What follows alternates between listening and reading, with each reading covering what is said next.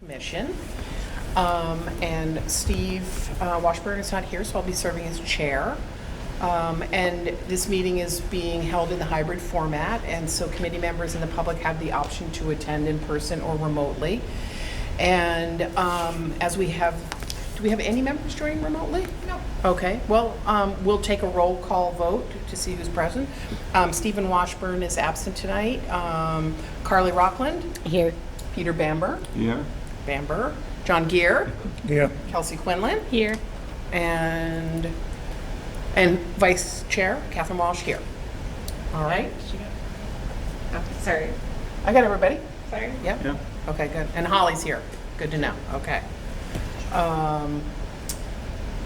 And so I think we are going to vote on the continuance for the 76 Prospect Street Notice of Intent. Yeah, so I did receive a continuance request asking to continue to our next meeting on August 2nd for 76 Prospect Street. We got comments back from our peer reviewers at Tetra Tech, and so now the engineers for the applicant are working on responding to those comments.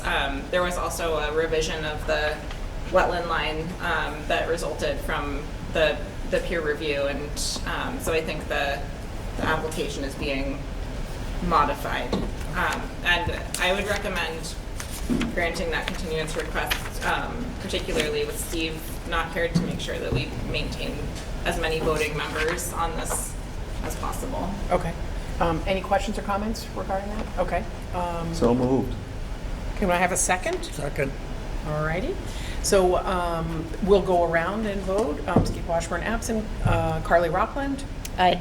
Peter Bamber. Aye. John Gear. Aye. Kelsey Quinlan. Aye. And the Vice Chair, Catherine Walsh, votes aye. All right, so that hearing will be continued until August 2nd. Time to be determined.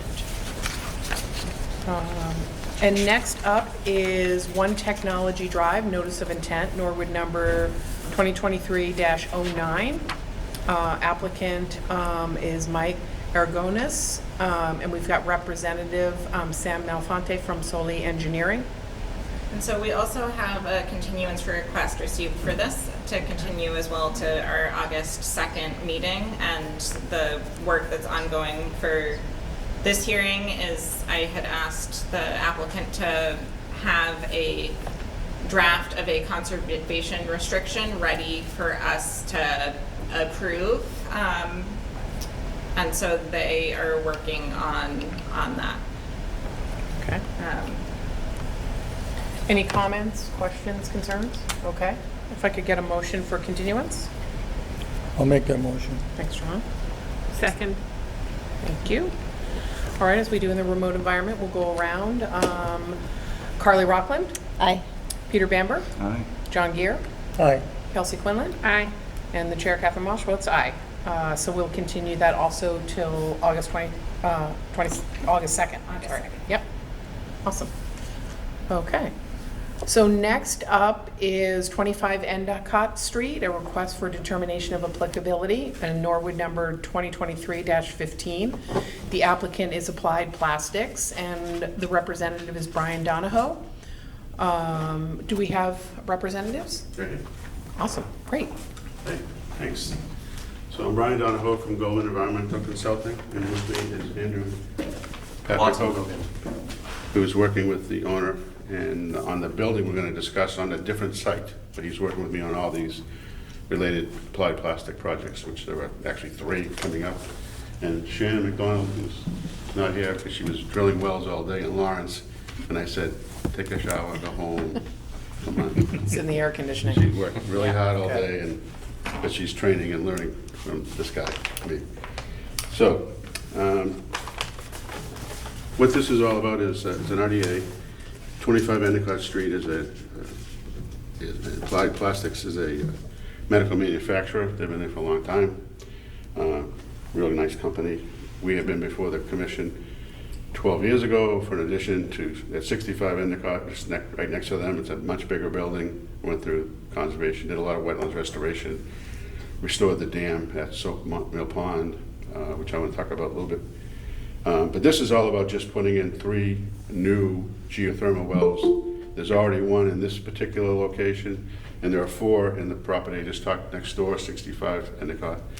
The wells will be put, as you see in the plan, within the pavement of the existing parking lot and back of the building. They're already silt fence, not silt fence, but silt sock up for, we talked with Holly earlier about this whole situation so that there's sedimentation controls there. Starting with a second floor of a garage addition that didn't require a permit, it just needed a building permit because they were going up a second floor. But this one, we came to you for the RDA. And I think the plan shows where they're gonna be. But just to give you a sense of the reality of the wells, I have a few copies here.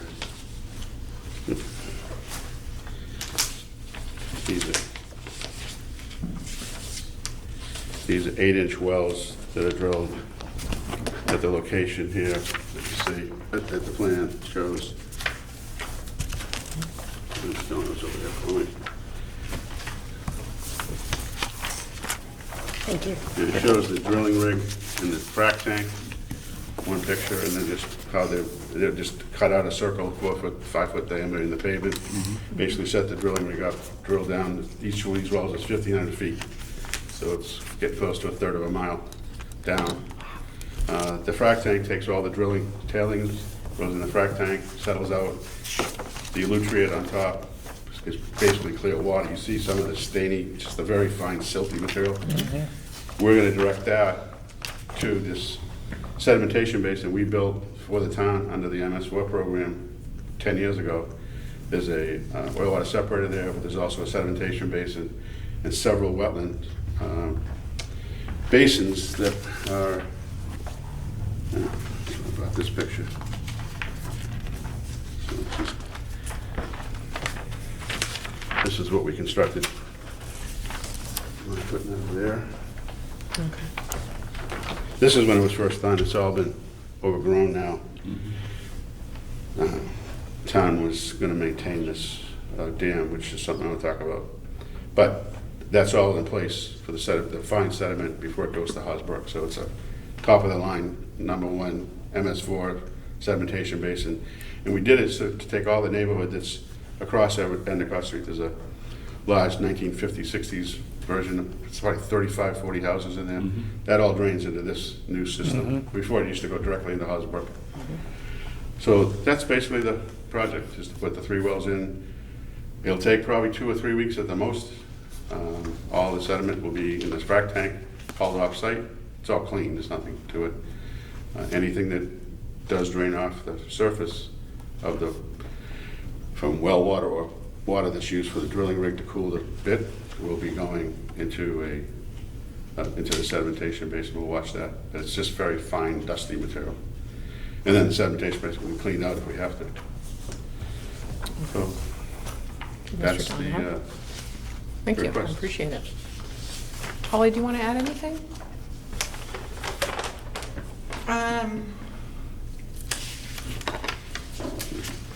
Hearing this description again, I might recommend that something like a silt bag is used for the effluent coming out of the frac tank before it goes into the MS4 system. If it sounds like there's still going to be fine material in Really it. fine stuff. We can put one in. There's a catch basin there, and it goes into a oil water separator.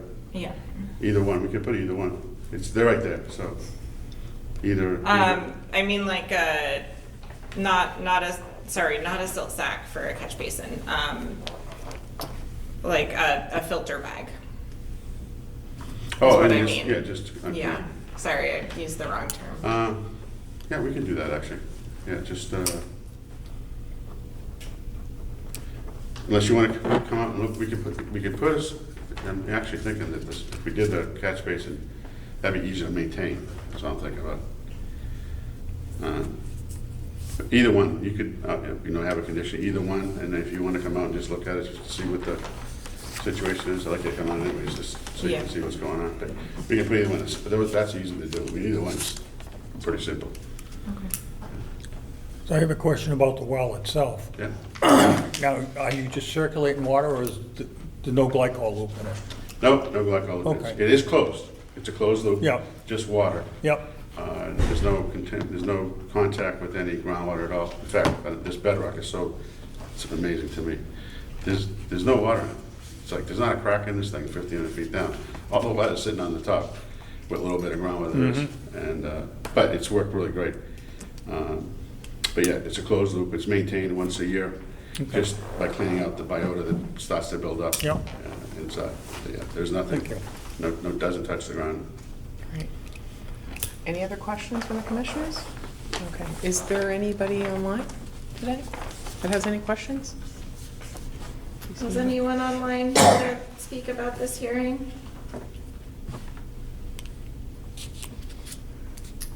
No one's. No one's there. commenting or Okay. raising their All right. hand. So Holly, I think what I'm hearing you say is you think we should approve the request for the RDA with this condition? Yeah, I would condition it so that effluent leaving the frac tank is filtered further through. Additional filtration at the end of the nutrient discharge. Okay. And we'll do whatever seems appropriate for Holly's point of view. Either one of those ideas works. It's not, Okay. I'm not- And my thinking is that it qualifies for an exempt minor activity as an installation of an underground activity within an existing paved roadway or driveway. So another condition to qualify for that exemption would be that any trenches or et cetera is closed at the end of the day or covered. Yeah, I did forget the trenches, by the way, thank you. Yeah. There are trenches gonna be between each well, connect them, they're shown on the plan, and there's a cross-section, but they're only like 2 feet deep, 2.5, 3 feet wide. Pipes put them in, they are passed right up. As soon as the pipes put in, it's put there, because it's in the middle of their parking lot. Right. And in front of their loading dock, so from a practical point of view, they can't get to the loading dock unless they fix it, so. So this is a negative determination then? That's what I recommend. Yes, Okay. I make that motion. Thanks, Peter. second. Great, John. Okay. And we'll go around. Carly Rockland? Aye. Peter Bamber? Aye. John Deere? Aye. Kelsey Quinlan? Aye. And the Vice Chair, Catherine Walsh, votes aye. All right. All right, thank you very much. Thanks, So, If I could just take 1 minute, just so we talk about this, just to give you a heads up.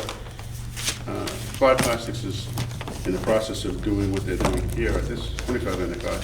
They're also looking across the river, across Hodge Brook, off of Davis Avenue, to build another addition to their campus. They're growing, and this medical manufacturing process needs to grow. And they want to be close so they can have a campus. So this will be the third building to have. And we talked a little bit about it, in the process of surveying the property, doing the MCP 21E stuff, because this is, as you may know, a lot of industrial hazardous districts, which I've been involved with for 20 years, so I know where everything is. But I only had one copy of this, unfortunately, just to give you a...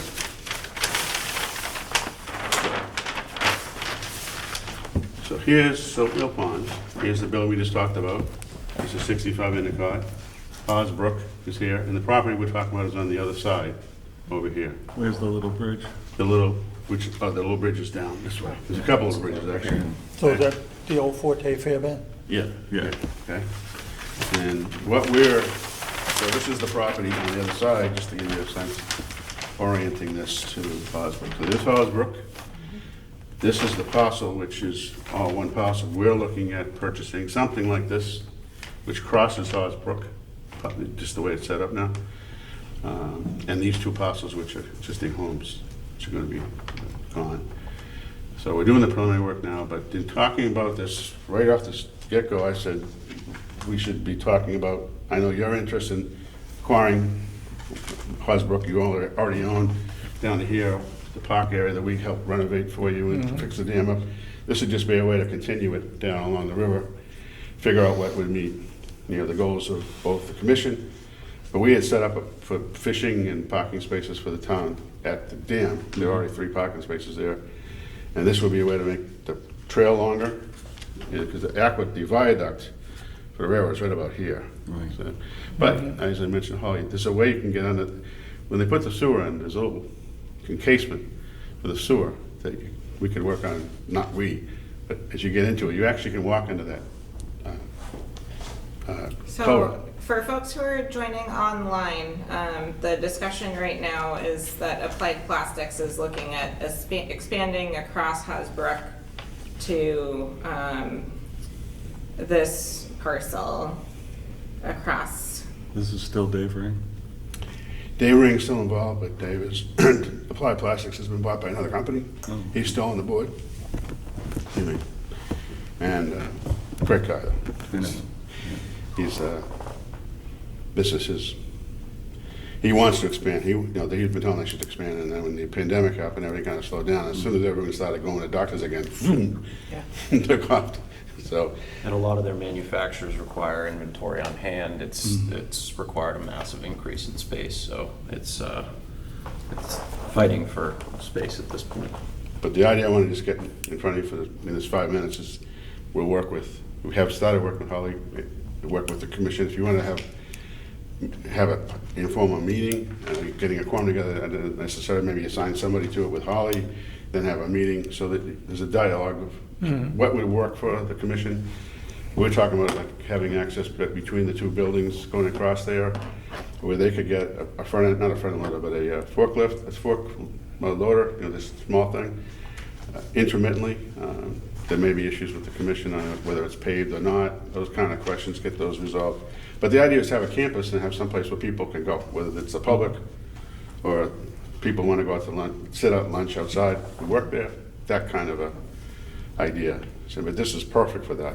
And that's really all I want to get in front of you, and Great, well, thanks. figure for how you that. want to do that and go from there. But probably in the next 2 or 3 weeks, I'll have more information with the survey and talk to Holly, and you can chat amongst yourselves.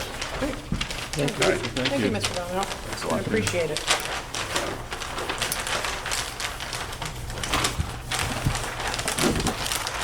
Every time I come, I have to say, since I get older, say, I was the chairman of the Braintree Conservation Commission in 1974. Was that pre-Wetlands Protection Act? I told you, I helped write the wetlands. Yeah. I told you. Yes, you did. I did. That's awesome. That Love tells- it. That shows you. It all comes around. Yeah, that's right.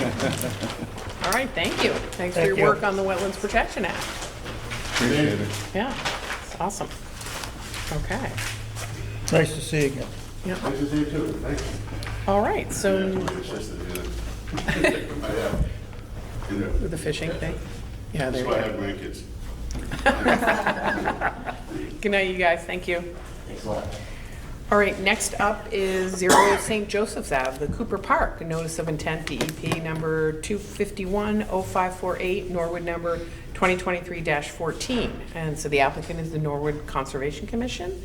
And we have representatives from Horsley Witten, Hannah Carsley, and Carsley? It's actually Carlson. Yeah, That's all right. I'm sorry. Oh, okay. I had a typo. Carlson, okay. On our agenda. I know, no G, yeah, exactly. All right,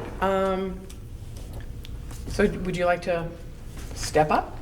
Sure, I Yeah. can get it started, then I'm going to turn it over to my colleague, Hannah. For the record, my name is Brian Kuchar. I'm Associate Principal at the Horsley Witten Group. I'm a registered landscape architect and civil engineer. As you know, we're working with the Conservation Commission on the Cooper Park project. We do have a slide presentation. If we could just pop that up here, that would be great.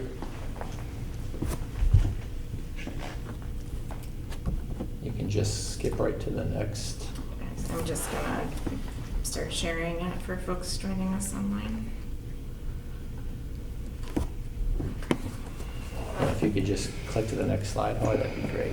So just as a frame of reference, so everyone knows where the site is, I'm sure you're familiar with it, but it's at the confluence of the Haws and the Hawsbrook and the Neponset River, and it's part of what's called the St. Streets neighborhood with St. Joseph's, St. Paul, and St. John's. And it's along the Neponset side of the river, and It's currently a vegetated site that's pretty much a disturbed landscape. Historically, it was used as a parking lot at one time for some of the prior use in the surrounding areas with the factory across the river. So we have submitted this as a redevelopment project. Because of those reasons, there is still evidence of some old pavement from the original parking lot at that site. Again, it has grown in. It's mostly comprised of invasive, non-native species. So really, we have four main goals for this project. The first is to provide community enhancements and to really expand upon the current use of that parcel, which has some trails and some informal paths. So it's really formalizing a lot of those paths and trails, providing connectivity to the Elliott Park, which abuts us to the south. Is that to the More north. more to the north? So with those improvements, we're also looking to enhance the ecological value of this property and to get those invasives under control and provide some restoration plantings. And then we're also looking at controlling the stormwater that runs through the site. Currently, the water, the runoff, stormwater runoff from the St. Streets runs through this parcel sort of uncontrolled. The parcel actually does a very good job of infiltrating that stormwater. What we're looking to do is to collect, capture, and treat prior to that discharge and infiltration with some green infrastructure practices as well. If you can just go to the next slide. You may also be aware that there was a conceptual design phase to this project where we had a pretty robust community outreach process to come up with the conceptual design that Hannah will go through in a few minutes. And we've also been doing some volunteer outreach, and that's a photo. You can see Holly there and one of our colleagues, Jonas Brockton, and I believe that's from the Neponset River Watershed Alliance as well, right? Invasives removal. So they were out there doing invasives removal. So there's already been some momentum generated on this project, and we have some pretty active neighbors who've participated and some interest in eventually creating a friends group. So it's a pretty exciting project. We just want to go through this with you so you guys can all ask any questions you may have. And then just one other item I wanted to point out, that we are requesting a waiver from work within the 25-foot, the 50-foot no-build zone, the 25-foot undisturbed buffer area, the riverfront area, and the buffer zone, but that is allowed under your regulations. So having said that, I'm going to turn it over to my colleague, Kanika Carlson, and she'll walk you through the project. Great. Thanks, Brian. You can go to the next slide. Thanks, Holly. So this is the final concept design. Is it better if I stand here, or can I go and Vanna White up there? Yeah, you can run away. I love it. Turn the letters. All right, so, nice. As Brian mentioned, we had a really great public process, at multiple outreach meetings, and this was the final concept design. And you'll see that the plan that we have now is pretty similar to where we landed here. Some things are in slightly different locations, but really like the core of what we heard from the people during that process is what we still have. So there was a lot of consensus on that people didn't really want a ton of change, even though it's, kind of an overgrown, urban, disturbed site with lots of invasive species. People really appreciated the existing habitat that's there, that there's lots of tree canopies, shade, and that you have this somewhat obscured, hard to access, but still access to the resource areas, right? So, these were really priorities from that concept design process. They did want to make sure that there was ADA-like access, so providing more access to the site, as well as a new gateway to Elliott Park, which there isn't now a way to get over there. And then these kind of passive recreation opportunities. So there's some benches, picnic tables, and these opportunities for interpretation and education. So when we go to the site plan, I'll kind of go through some of those. But yeah, you can go on to the next slide. That's great. So just a couple of existing condition shots. That's the Haasberg on the left, and the Neponset River on the right. These, I think, everything in here is a winter shot, because that you can actually see in the winter with all of everything leafed out now. It's really hard to get a sense of where you are on the site. But yeah, you can go to the next ones. So these give you a sense of, especially in that area where there's the old parking lot that's in the southern area of the park, close to that confluence of the brook and the river. There's still all the existing asphalt. There are some catalpa trees in particular that have managed to come up through the asphalt, but it's almost a monoculture because of that. And then there's also, this is the Haasbrook, there's also actually under some of the leaves is kind of a stone revetment, and then also areas with concrete that would have been like on the edge of that old parking lot. And then we can do the next slide. So just a couple others. Here's kind of that catalpa grove, you might say, and then a mugwort grove. So just one of the many invasive species. And then this is the confluence, and just to kind of show again some of the kind of thickety vegetation in those buffer areas, and also a lot of the areas, there's kind of a top of bank, but then there's like a secondary area in a lot of really along the Neponset and at this confluence that's covered in water at high water times, but often is exposed. And like that. Okay, let's go on to the plan.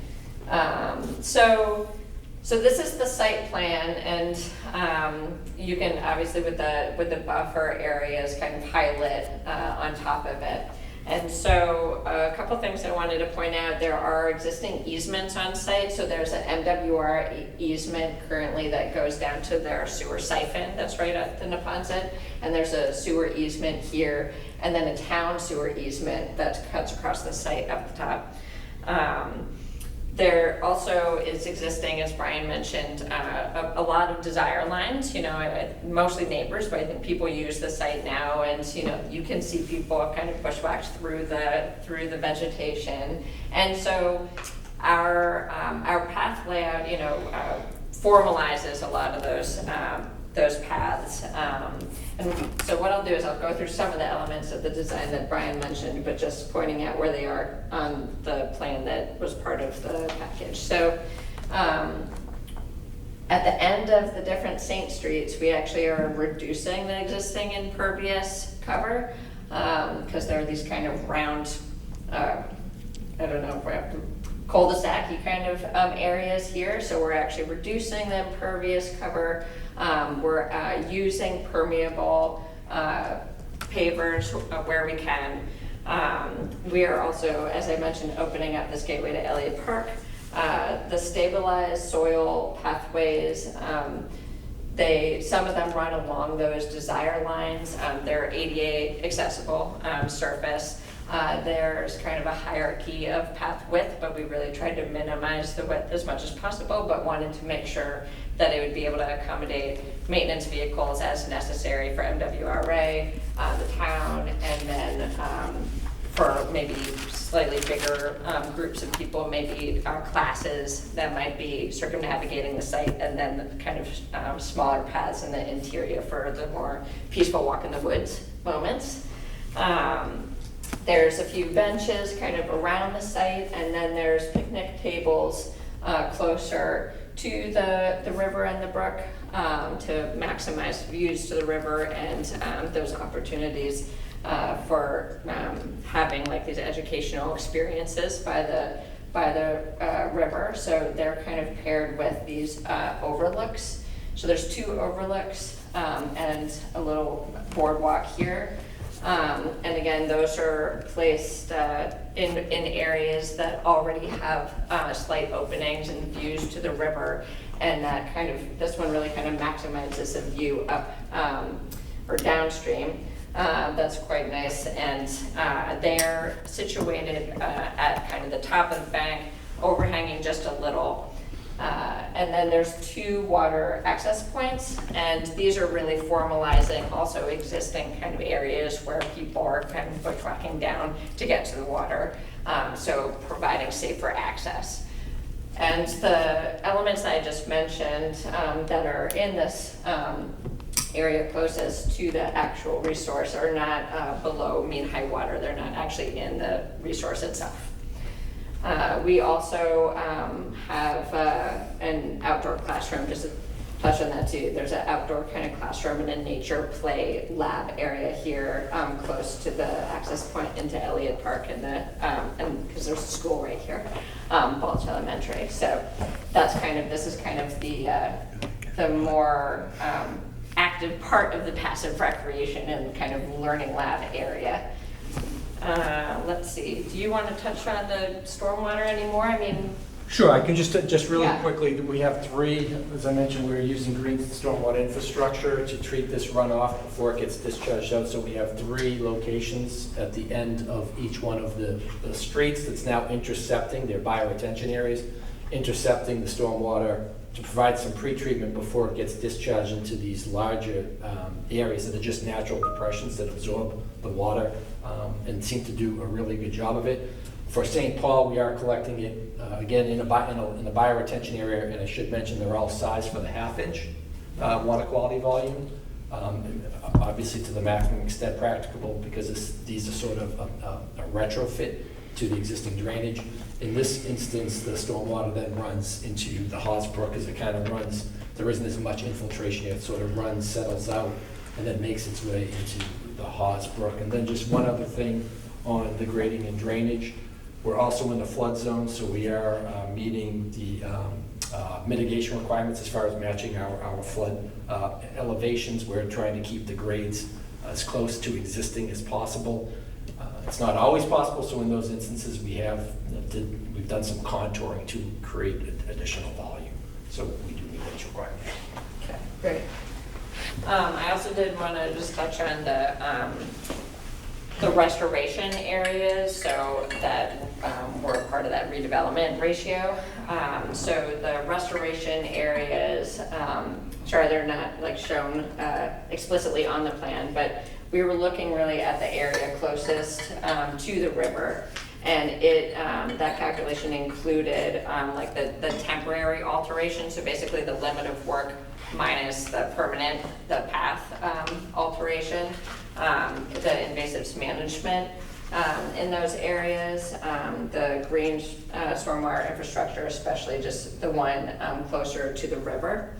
So was, I think, everything that was included in that calc. And then in addition, you have the temporary alteration of the areas where we're needing to remove asphalt and then revegetate on the sides of the path.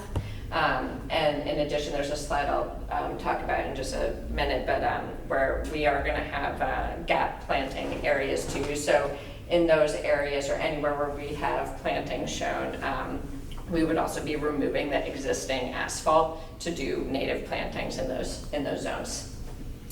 And we can actually go to the next slide, Holly. It shows just what Brian was talking about. So this is just the FEMA, the 100-year zone and the buffer.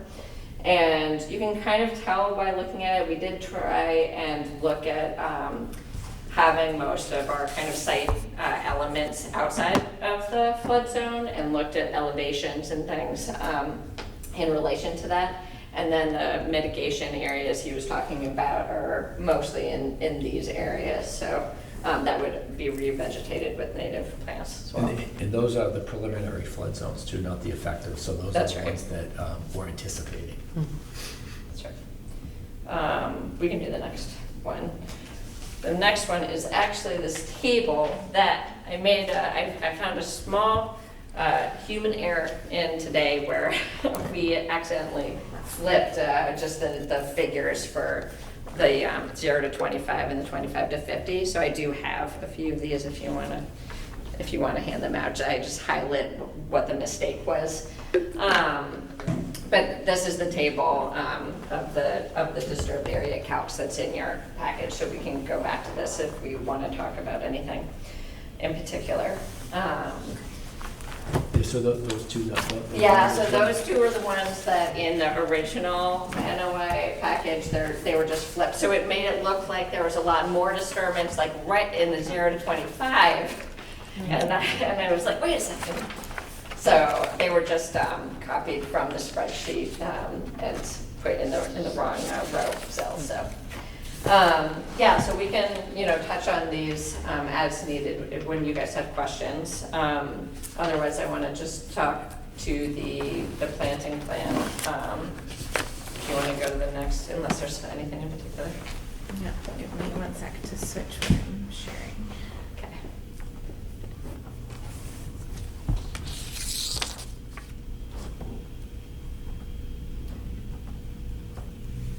Great.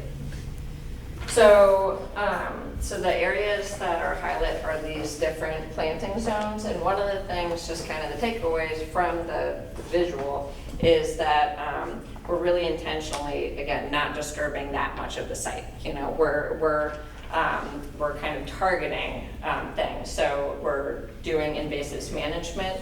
We're doing kind of denser native plantings in these areas as you're coming into the site, gateways in the green stormwater infrastructure, some meadows in the classroom area. And then the bank restoration is not like full-on dense. It's really selective, like tubling, bank stabilization, native plantings in the areas where we're kind of a little bit getting in for a boardwalk, getting in for a water access point, and also managing the invasives in those areas. There's also, so I just said seed mixes, gap plantings over there. Of course, there's seed mixes in any areas that are going to be disturbed, but the gap plantings that I referred to earlier too aren't shown on the plans because they're going to be field located. So gap plantings, it's just this idea. There's going to be about 12 of them. Small areas, but that are, the gap in the canopy where the canopy opens, or maybe there's like a hazardous or a dying tree that then we can use that as an opportunity to create a dense area of native plantings and also protect it from deer, such that then those can seed and propagate and do their thing. So we'll come at it on the native planting side, and then the next couple slides are just screenshots from our invasives management plan that our sub-consultant offshoots, who I apologize that their logo isn't on the presentation, but they're great. We love them, and they have created this invasives management plan. So this is something that we are planning to start as soon as possible, so to kind of hit the ground running. I mean, the volunteers out there have already been doing that, but we're going to kind of continue that process. And so this invasives management plan considers also what volunteers can do, but then also what a contractor can do, kind of some of the heavy lifting, and thinking about targeting particular species like Japanese knotweed. Luckily it's not all over the site, but there are patches of it. So making sure that we kind of can control certain species while we're still able to, and then kind of have a plan for pre, during, and post-construction of how to continue to do it, because it's really kind of part of managing the invasives and then helping those natives to thrive is really going to be part of the success of the project. So yeah, so I guess summarizing kind of what Brian said. Could I ask a question Yeah. about, in the end, what is the ultimate goal for invasive species? That's a good question. I mean, I don't think I'd ever say eradication, because I just Not would. don't think that. But I think that hopefully with certain target species, like I think that you could probably get rid of the current existing knotweed. Yeah. But That's then, what, you're gonna be all dug up, is that the plan? no, I think that would probably be like a cut and dab. And we're gonna, that would probably be, that's what we've discussed so far. I've never seen that work. The herbicide application. Right. I mean, that stuff is underground and goes, it's all around I've been dealing with that for 40 years, so I always think, at this point in time, the only way you get rid of that is by ripping it out by the roots. So, I suggest not ripping it out by the roots because going back to the plan. I'm not you're saying that gonna try- we need to make the change, but I'm just Yeah. saying in the end, I'm Yeah. suspicious of the success without doing that. So we have had some, so you bring up a really good point, because this is sort of, this is an evolving process that I was just at a pre-construction meeting for another project where we're dealing with knotweed, talking to the contractor, and there's many different ways to tackle it. I would agree with Holly, I don't think digging up the root zone, because it's my understanding, based upon some of the conferences and working with other people, that it can go down about 7 feet. Oh, certainly, and in the other areas, you bury it and cover it and for 3 years and all, yes. We just talked about that at the Yeah. construction meeting, and that's cost prohibitive in a lot of instances. So we have had limited success, and we have seen success on a project in Attleboro where we did do the initial cutting, removal, then spot, then treatment, and then follow-up treatments. And it's usually, it takes, I think, we're looking at a few cycles to actually get this under control. As Hannah mentioned, this wouldn't be, we need to make sure everyone understands, it's not eradication. You're always going to be dealing with it. It's trying to control and manage. And that's it. my point, is that, Yeah. right, that's Yeah. not something that's gonna just go But away. it is, so to my knowledge, there's 2 spots that I've really seen it, and one is sort of right in this area. And then the other one is actually, there's some growing on one of the floodplain benches in the river itself, which is outside of the project area. So it's very, very close or within the resource areas is one reason that I would be nervous about the digging, is the bank and, I don't disagree with you, I'm just saying that, in the end, yeah. it's gonna be measured success, is the way I would put it. Yeah. That's exactly right, and I think the good news on the knotweed, it's not, we do have some there, but it's not overwhelming. We have the project that I just referenced, it's overwhelming the amount, and that creates a whole nother Right. list of problems. But in our sub-consultant, Offshoots has a lot of experience in this too, so we're working very closely with them, and they're having a lot of input, and they do actually, not only are they designers, they actually have an installation crew too. So they have some experience working in the field, and they've been dealing with the different invasives, so. But I would, yes, that definitely would be a very measured approach, and Yeah. it's going to be an ongoing Right. issue, and you just kind of have to stay on top of it. And once it's under control, usually it's not too bad, but it's that initial first phase. yeah, and then there's monitoring, and there, I'm sorry, I don't have a printout of the plan, but it's not just like one and done. Like they're, generally they have like all the like different, whether it's chemical or manual, they have the different methods in there. So I think part of it would also be working with the contractor. So we have a plan, but I think whoever actually gets hired as the contractor to do the work, there's a discussion, there's a, they're gonna come up with a plan that uses this plan, and this plan's really like a tool for the town, and like with the timeline and how, and like for budgeting and things, and to give a sense of what is possible for also volunteers or the contractor to do. But definitely it's, there's multiple ideas for really all of the species. There's usually just not one thing. So as a for instance, too, there's a lot of Norway maples on the site in the middle. We're not saying that we should cut them all down. They're providing a lot of ecosystem services right now. But I think, as some of them are aging and getting older, targeting a couple for those gap plantings, trying to think about what plants are gonna survive and make it in certain areas, so that then we're increasing the diversity. That's, part of our end game. And there's like a few black locusts and things like that on site too that are not, like, we're not prioritizing necessarily for removal. I would say the bittersweet and some of the like shrubs and things that make it both harder to move around the site and get anywhere, but then also are providing the shrub thicket habitat, also are kind of, I think that we're gonna try and it's gonna just have to happen over years, where we're managing those, we're cutting them. Like when I was out for that volunteer day, we did a lot of bittersweet and some shrub cutting, but then with the plantings of the native, you know, we're that's the goal. We're not trying to eradicate all the invasives within the contract limit. Yeah, yeah. Just Thank trying you. to plan for success, yeah. Thanks. Any other questions? Yeah. I've got 3 questions for you. Okay.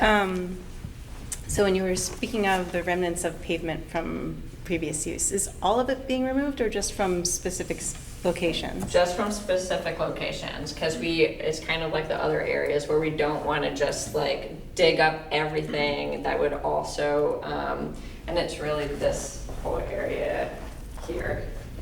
That would remove a whole bunch of catalpas, which, you know, love or hate them, but they're doing their thing, they're providing canopy. But there's also like some birches, there's a couple of oaks, but again, there's just not a lot of ground plants. So we're not removing all the asphalt. We're just removing it in the areas for the paths, the like earthwork around the paths, and then in these kind of gap planting areas to try and get some other things in there. And in the stormwater basin. Yes, exactly. Yeah, so a decent amount of it will get removed, but we're not just blanket, like ripping it all up in that area. And just one other thing we didn't touch on is trying to minimize the amount of exporting of material from the Yes. site. Okay, We right. have Yep. done our due diligence, we have done some, you know, preliminary testing and all that, and it seems okay, but because of the project across the site, and we've had discussions with their consultants as well, we're trying to keep all of this, you know, it's a Contained. balancing act, yeah. We don't wanna, you know, open up something that, you know, could be a problem. So, Or at least expensive. yeah. And it actually, it is an interesting teaching moment, just because we didn't even realize the pavement was still there until we got into it, because there was enough leaf litter and all that.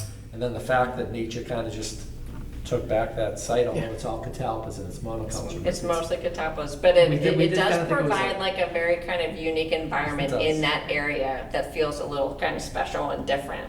So it is definitely an educational tool also to see like what native or non-native species are tough enough to make it, you know, the world without us. There is 1 or 2 tree of heavens too. Those I think the one that is identified on the plan is targeted for removal. Yeah. That's another species that I think there are actually only 2 of, that I would say that we're gonna remove those and we'll see what happens. But that's the plan, yeah. So what is the approximate square footage of asphalt in there, would you say? Oh, it's in there. It's like 40, it's almost an acre, I think. It's like 42,000 square feet. No, but it's in the narrative. Oh, no, it's 41,000. 41. It's 41,000 and change. And the whole site's like around 6.5. Okay, thank you. I was gonna ask about soil pollutant tests. So are we doing more soil pollutant tests, or is that it? So I think commissioners will remember, I think we voted to allocate funds at the end of the fiscal year towards doing this due diligence for the phase 1. Brian and Hannah, can you update us on Yeah, I where believe- that's at? We can confirm this, but I believe we've tested based upon what our anticipated estimated export is. So we would meet the requirements for soil characterization. And I think we said it was between 5 and 10, I forget the actual number, but we settled on a number and we overestimated quite a bit for what we thought, because again, we're trying not to dig up too much out there, so we're trying to keep it, the excavation to a minimum.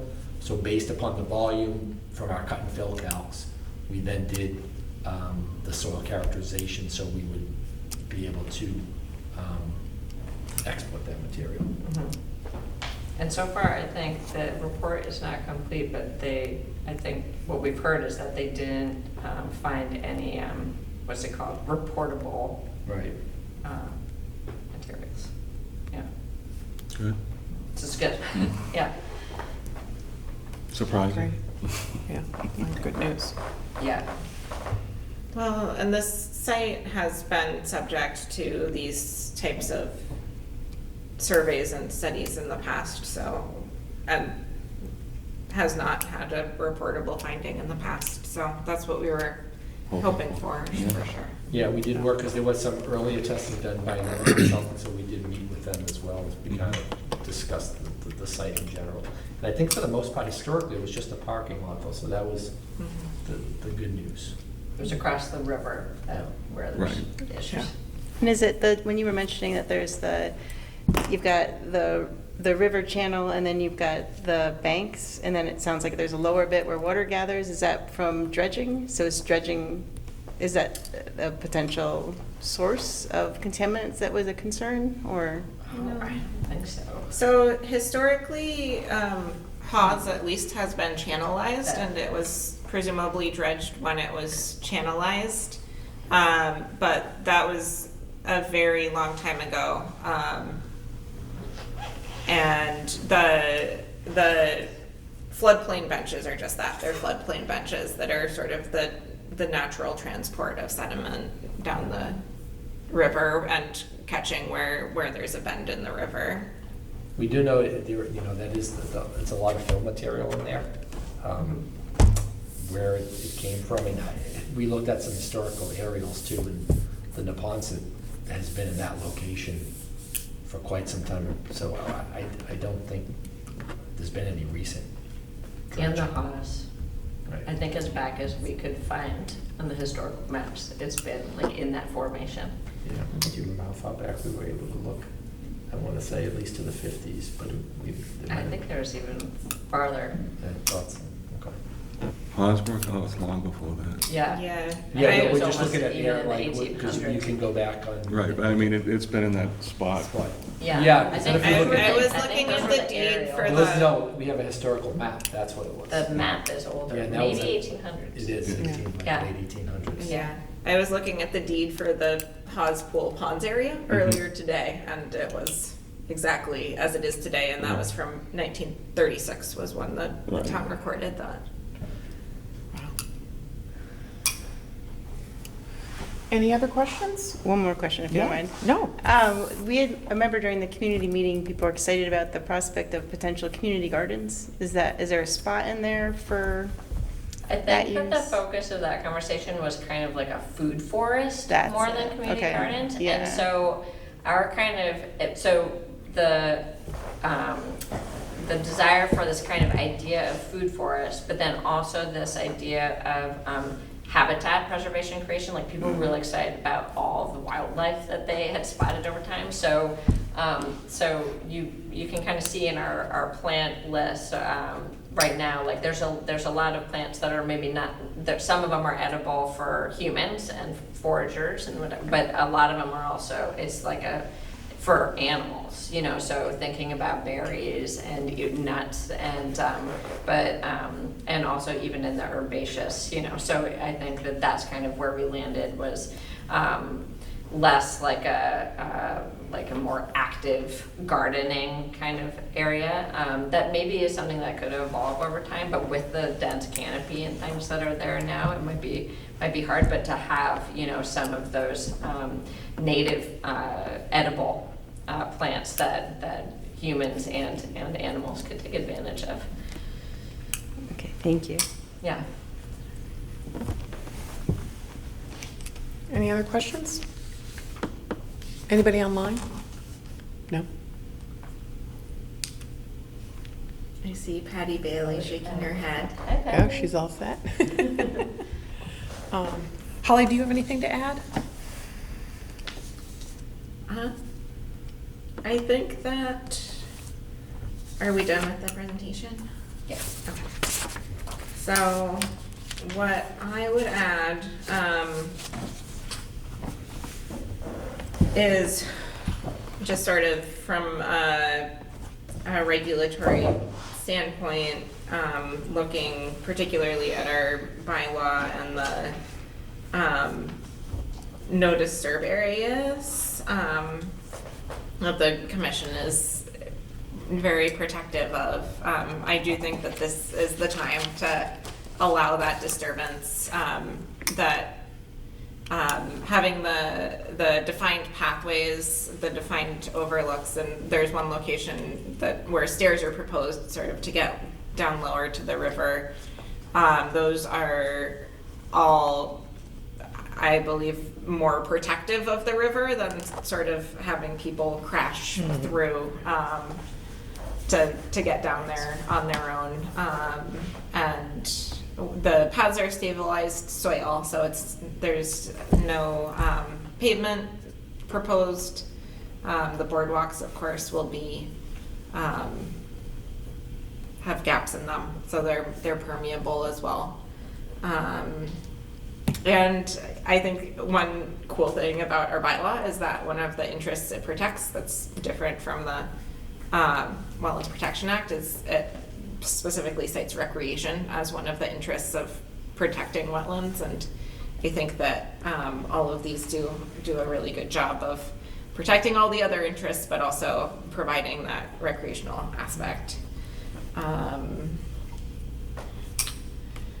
So I'm excited about this project. I think I kind of want to take the opportunity also to provide you all as the owners of the property with sort of an update on like the project timeline and schedule, and hoping that the two of you can chime in if my memory is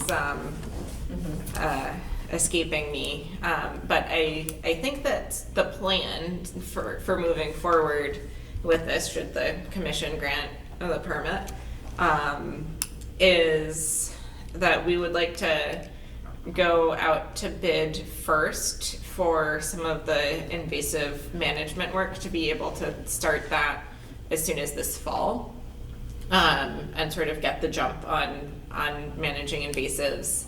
And then in the wintertime, I think still before January, put out the bid for the full project with all of the construction and plantings included, and start that work in the late winter, early spring.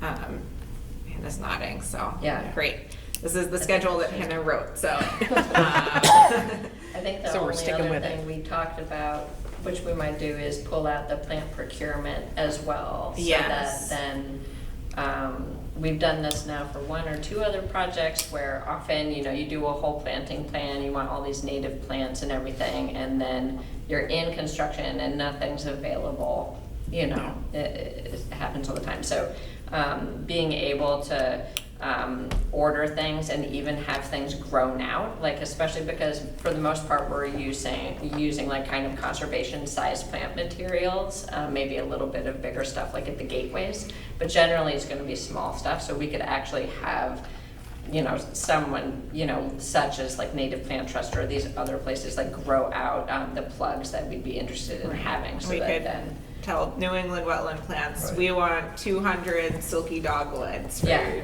April. exactly, that helps them as well, so, and then we know we're getting the material, so. And sounds then great. actually the other part with procurement is just sort of a thought that the permit that is being applied for, it includes sort of everything all at once. We are looking at actually having some of the boardwalks and maybe even the overlooks be built separately from the general contract process by volunteers, actually. Norwood resident Jerry Hopcroft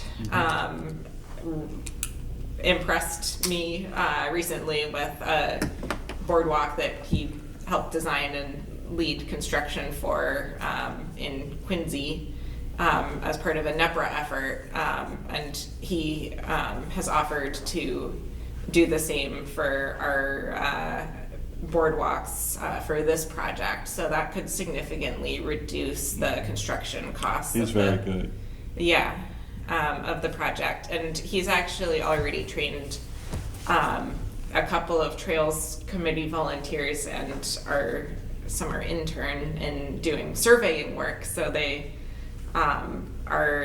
this site is already surveyed, but they're out sort of surveying other potential bridge and boardwalk locations for this sort of work around town, so. Do you have to bid that? So if it's done by It's volunteers, so it's then volunteers. we don't have to bid it. So do we provide the materials? Yeah, so that's what we would do, is the town would buy I see. the materials, and then we would, and we might even, so Jerry is a board member of NEPRA, so we might even sort of separately, as a smaller project, hire NEPRA to, you know, provide staff to lead a workday or something, and meet all the procurement laws for doing so. Got it. And even if we did that, I anticipate it would still be significantly cheaper than having a A GC do it. construction. Yeah, that's great. Right. Good for you. That's great. Yeah, an exciting, exciting, yeah. sort of. People to be part of it. We're looking for ways to trim the price tag. Yeah. So do we need separate motions for the waivers? Or just? Or the we're next- just approving the NOI? Or just, right, that's my question. That's a good question. I would just make a motion that includes that the requested waivers are approved, so all one motion. So motion to approve the NOI with the 2 waivers? Yeah, so close the public hearing and then issue an order of conditions with the 2 requested waivers. And then we did also get a comment from the Department of Environmental Protection with a request for a specific condition, which they've been asking for all of the riverfront projects we've reviewed recently, which was to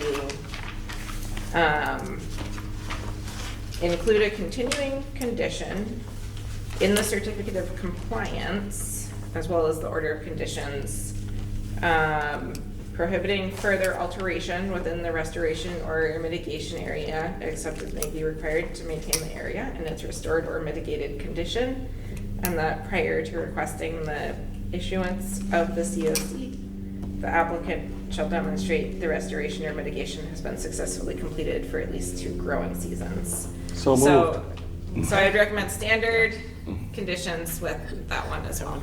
Okay. So a motion to approve To the. close the public Close the hearing. public hearing. Will it just be notice of one? intent. Yeah, Yeah, close the so public moved. hearing and issue the order. Yeah. All right, there you go. So moved. Second. Okay, great, terrific. All right, we'll go around and vote. Carly Rockland, Aye. Peter Bamber, Aye. John Gier, Aye. Kelsey Quinlan. Aye. And the chair, Vice Chair Catherine Walsh. Aye. All right, we're all set. Thank you so much. It was a great presentation. Great. Thank you all. It's exciting, No, right? very exciting. Yeah. Yeah, No, appreciate it's the always been great to work information. with, too. Yeah, it's Oh, yeah. awesome. It's I always won't nice when your spell your clients name wrong agree. again. I know. We like to find forcefully, and I Yeah. don't care. No, that's great. We're very excited about this. Good. Yeah. We're probably more excited. I know, right? All right, thanks, you guys. We appreciate your efforts. Yeah. It's great. All right, we'll talk to you soon. All right, We'll see you guys. great. All right, so we'll move on to Conservation Commission business. Yes. I'll introduce the first item, which is reappointment, so our CPC coordinator, Kristen Phelps, asked for the commission to reappoint a representative to the Community Preservation Committee. Catherine's term is not actually up until October, but it turns out that everyone else on the committee has a term that starts in August. So Kristen is looking to sort of line up everyone's terms evenly, and had requested to the commission to make that appointment. Can I make a motion to reappoint Catherine Walsh? I'll be happy to do it, yeah. Second. All right, thank you, guys. I appreciate your confidence. Okay. That's easy. On the motion, you all have to vote. Oh, do we have to vote for that? Okay. All right, we'll vote. Carly Rockland, Aye. Peter Bamber, Aye. John Gier, Aye. Kelsey Quinlan. Aye. I'm going to abstain. Right? Okay. All right, so moved.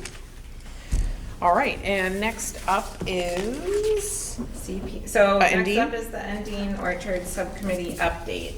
The update is we had scheduled a workday for the 15th, but we are moving it to the 22nd just to accommodate Mark Negron's schedule, 22nd of, the 22nd of July. It's looking good down there. The blueberries should be blue any minute now if they're not already. So I encourage folks to go check it out. I also wanted to mention that if you all are amenable to it, there was discussion of bringing electricity to our shed, which would allow us to recharge our electric weed whacker and mower there. I reached out to the the light department to see if they thought it was possible, and they do. One tree would have to come down. And we would also have to. one of the orchard trees or one of the trees along? No, just a tree that, Mile? right. Okay. And I need to talk to facilities about helping out with that as well, and see if they're on board, but something, That would be great. okay. Yeah. Okay, So, great.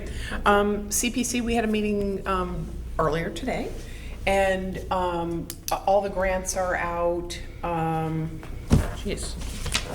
Oh, let me look at the, we actually spent quite a bit of time just talking about the 23-24 application process. So we voted on the schedule for that. So beginning mid-September, the application will be available online. The preliminary applications are due in the early October, and then final applications due on the 17th. And we've just made some process changes in terms of getting boards and committees to approve stuff. We're going to take a more active role in that versus having the applicant do that, so that we can hear some of the feedback from the entities that are impacted by these applications. So it was a relatively short meeting. We had a few project status updates, some money coming back for some projects that are being closed out, and then we just talked about Norwood Day too. That's September 9th, is that right? And so we talked about doing a little bit more advertising, having like a photo board with projects that we've completed with photos, and then maybe some sort of board where we could ask people to brainstorm about different types of projects. And Julie is also looking into maybe sort of surveying some area towns to see what types of projects they've done to sort of just get people thinking about other projects. So, and then we're looking at, we have an August meeting that we most likely will not meet, and then we'll start back up in September. Okay, good. So commissioners, we should probably put our thinking caps on if For Norwood. anyone has, for Norwood Day, but also for the next round of CPC Yeah, projects. definitely. If anyone has something they're interested in accomplishing. Yes. I'll Okay. put that on a upcoming Agenda, yeah, good. All right, and then we have May 10th minutes? We do. Yeah. And our, these May 10th minutes were a collaboration between Lynn and our intern Thomas Hackett. So he's doing a great job with Good. helping get us. Is it okay? Carly, any feedback? Our expert minute? Did you guys read them? There's so much detail in there. It was really impressive. Yeah. You went over that whole meeting with, So was that the intern who did that? Or Um, it was tag team? it was Yeah. tag team. Lynn started them and Thomas wrapped them Yeah, up. good, Yeah. yeah. I thought it was really helpful to Yeah. read all the details about 76 Prospect, to Yeah. sort of jog the memory. Yeah. We talked about trying to keep it short, but I thought all of that detail, particularly for that hearing, was helpful. Helpful, agreed. Yeah. Agreed. Yeah. So, motion to approve? So moved. Thank you. Second? Second. I'll see you second. Who's second? Carly did? Yeah. Minute woman. Thank you. All right, we'll go around. Carly Rockland? Aye. Peter Bamber? Aye. John Gier? Aye. Kelsey Quinlan? Aye. And Vice Chair Catherine? Aye. Awesome. Final motion? Motion adjourned. You need to say that. John? Second? Awesome. We'll go around the horn. Carly Rothman? Aye. I don't remember, what are we, We're voting to adjourn. to adjourn? Did I miss the agent update? Yes. Oh, shoot! We skipped it, but there's not really anything. Oh my gosh, to I'm so report. sorry. No, I just want to missed know it. if I like. No. There, so, yeah, so I Sorry. think we're very close, hopefully, to having a new conservation agent, but no papers yet.